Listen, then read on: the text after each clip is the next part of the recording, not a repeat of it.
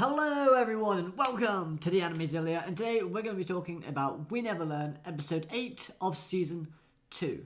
And honestly, I really did enjoy this episode, and all of the adorableness and I guess this episode was a bit hot under the collar with the spiciness that came from the beginning. Now, if you like that sort of stuff, then fair enough, more for you. We don't judge here. However, we start this episode off with some great Kirisu and Uraka interaction, as this episode is primarily based on Uraka herself, because it's all about her basically wanting to, whether or not she wants to study abroad, and whether or not she's ready to do that, and how she feels and how she kind of reacts to the offer of being offered this chance. And before we get to that, we actually do get a lot of, a lot of things really. We start off by seeing more of Kirisu, and yes, I mean, we do see her in, in swimsuits, but that's not what I meant by saying we see a lot more of Kirisu. I mean the fact that we see more of a personality perspective, as she starts to give advice to Yuiga in regards to swimming, as we all know he can't swim. When she clearly doesn't wish to be in that ideal situation anyway. She doesn't really want to give out the advice, but then she goes a step further and starts giving advice to Uraka about keeping calm under pressure.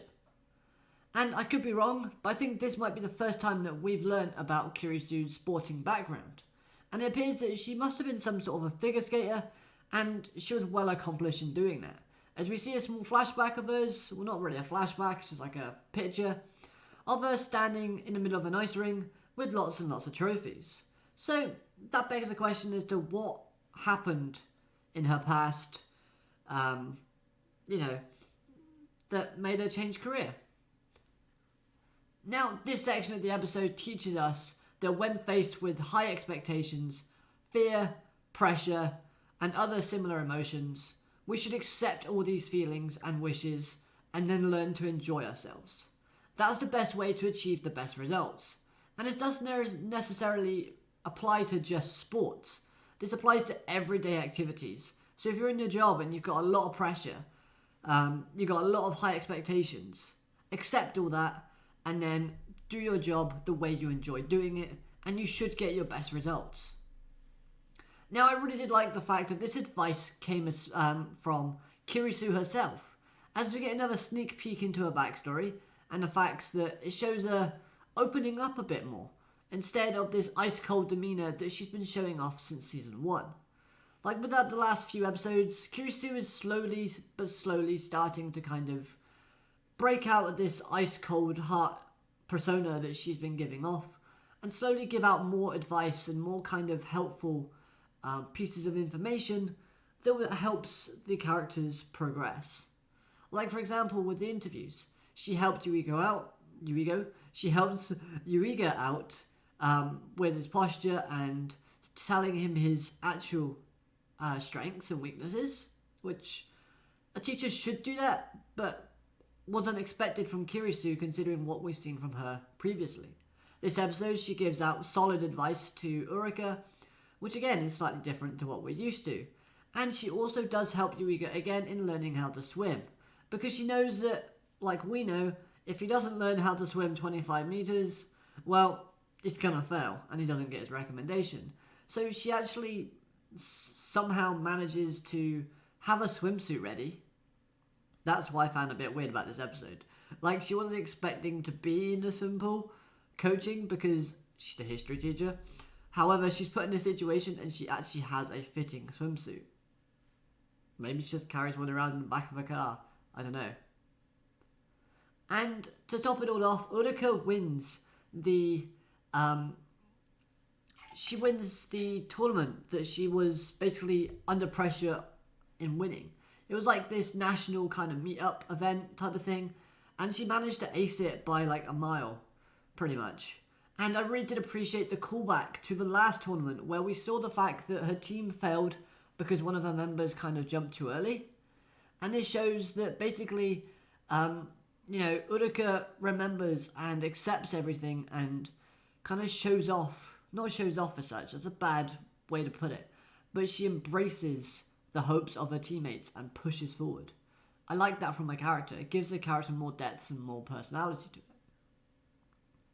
So the whole second part of this episode is basically dedicated to whether or not Uraka will decide to go overseas, as she'll be all alone in Australia. And that's regarding if she gets in. She needs to basically up her English in order to basically have a chance of getting in. And overall, her reactions and the way she kind of handles the situation, they were rightly justified, as, you know, she's moving away to an unknown area, potentially. She doesn't know anyone, and she's leaving her family and loved ones behind, and her friends. This is daunting for anybody.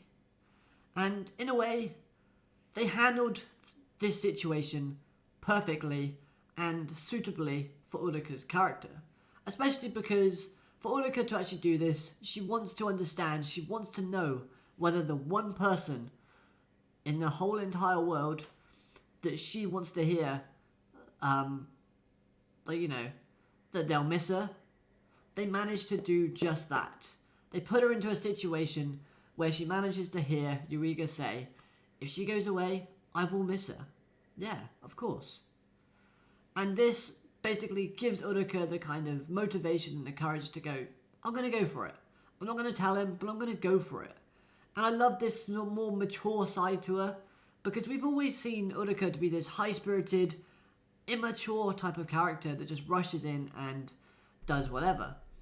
And it's good to see a character step back and kind of think things logically and have a more mature perspective in a serious kind of situation. So from that point of view, it's a good development for Uraka as a character in general.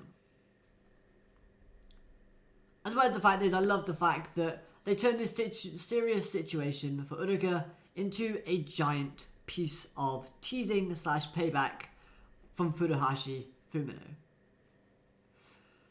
Like, basically, Furuhashi just... her character was so enjoyable in this episode, especially in this little bit of a segment, as we see her reactions, like all the questions that Uraka is like asking and Urika is asking, and she's like, come on, I know the fact that your friend is actually you, just admit it already, you're so innocent. And she's getting kind of not frustrated, but she's getting kind of worn out almost. And the questions that she asks, we as viewers could tell that they were directly supporting her friend, while her friend Uraka was hiding under the table, yet at the same time stabbing her with some teasing kind of vibes, basically causing Uraka to go into a hot mess in terms of reactions while she's hiding, and Fumino's basically asking Uraka these questions. It's absolutely fantastic. I love the interactions, and it just put a smile on my face throughout the whole entire episode. It was brilliant. Now, when I say teasing, you can definitely tell that she was definitely teasing her because of this image right here. She looks underneath the table, she's like, yeah, I would react the same way too, but that's what you get for calling my pants mature and having a stare. And this episode did a fantastic job of showing Furuhashi Fumino as a supportive friend, which honestly, that does make last week's manga chapter more heartbreaking for Furuhashi's character. I won't say why, because it is a spoiler, and some of you might not, read the manga, but if you've read the manga, don't tell anybody that hasn't. But yes, hopefully you actually understand what I mean by that. All in all, I love the character interactions with Uraka in this episode.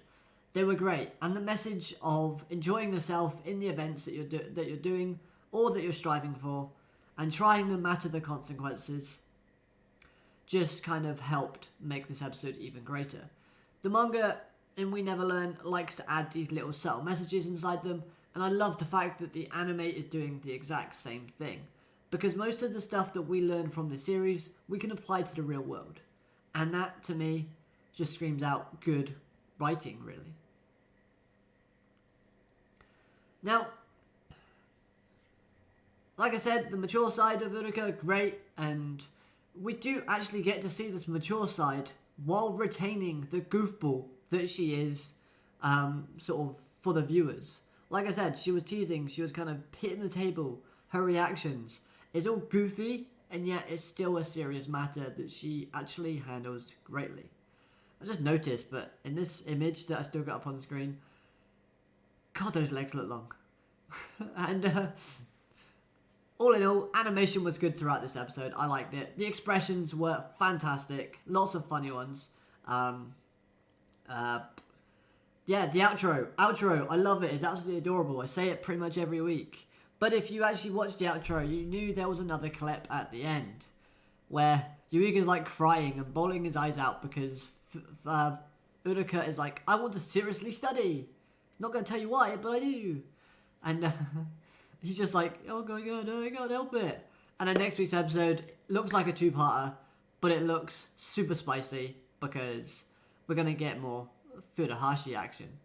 And honestly, if I was to tell you my top 2 characters, obviously number 1 is going to be Koenami Azumi, or Azumi Koenami. That character will never be beaten from this show. But number 2 is Furuhashi for me. And, you know, I love seeing episodes based around her. I suppose the fact is, Furuhashi actually does reveal the fact that Uraka liking someone is a fake, is a lie, to Yuiga, which I thought was really good, and it does show more of a supporting role for her character in terms of supporting her friends. But yeah, I digress, I kind of stepped backwards there. Anyway, I thoroughly enjoyed this episode, and the comedy that it brought. It was adorable, it was funny, it made me laugh throughout. The animation was good, and it had some good sort of vibes behind it in terms of the lessons and in terms of the character interactions. So let me know all your thoughts of this episode down in the comment section below. Like the video if you liked the video, dislike the video if you disliked the video, subscribe if you're new so you never miss a video from me, and until next time, I hope you'll have an amazing day, and I'll catch you next time. Bye bye for now.